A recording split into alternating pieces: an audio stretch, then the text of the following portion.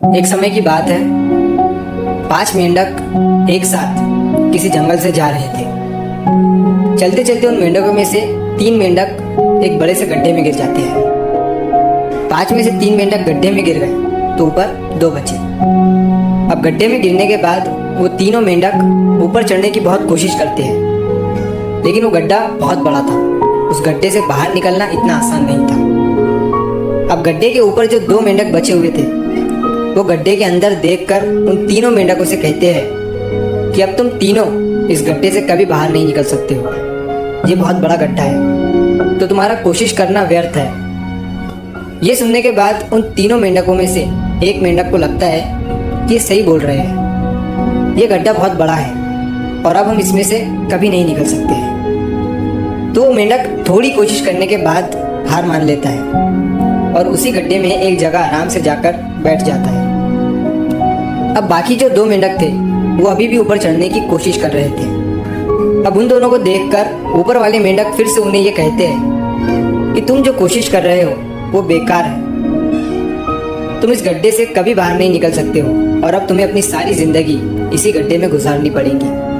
अब ये सुनने के बाद जो 2 मेंढक कोशिश कर रहे थे ऊपर चढ़ने की, उनमें से एक और मेंढक को ये लगता है कि ये सही बोल रहे हैं, अब हम इस गड्ढे से कभी बाहर नहीं निकल सकते हैं, और वो भी हार मानकर बैठ जाता है।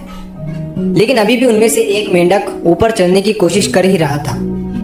ऊपर वाले 2 मेंढक उसे भी कहते हैं कि क्या तुम्हें सुनाई नहीं दे रहा है, उन दोनों ने हार मान लिया है और तुम अभी भी ये सोच रहे हो कि तुम इस बड़े से गड्ढे से बाहर निकल सकते हो।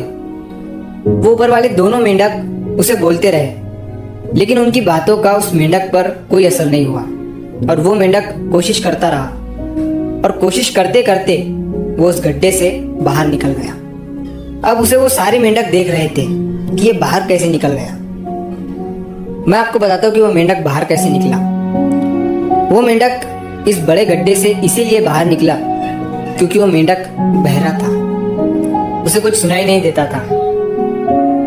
तो इस कहानी से हमें ये सीख मिलती है कि जब हम जिंदगी में कुछ अच्छा करते हैं तो बहुत लोग आते हैं हमें रोकने के लिए, तरह तरह की बातें करते हैं, लेकिन अगर आपको अपने काम में कामयाबी हासिल करनी है तो बहरे बन जाओ। उनकी बातों का अपने ऊपर कोई असर ही मत होने दो, क्योंकि सबसे बड़ा रोग क्या कहेंगे लोग। लोग तब भी कहते हैं जब आप कुछ नहीं करते हो और तब भी कहते हैं जब आप कुछ करते हो। तो चाहे आप कुछ करो या ना करो, लोगों का काम है कहना और वो तो कहेंगे ही। तो अगर आप इस कहानी को और भी लोगों तक पहुंचाना चाहते हो तो इस वीडियो को लाइक करो ताकि YouTube इस वीडियो को और भी लोगों तक पहुंचाए। और अगर कहानी अच्छी लगी हो तो हमारे चैनल को सब्सक्राइब जरूर करिए। मिलता हूँ मैं अगली बार इसी तरह की कहानी के साथ। तो सब्र करो, शुक्र करो और जिंदगी में आगे बढ़ो।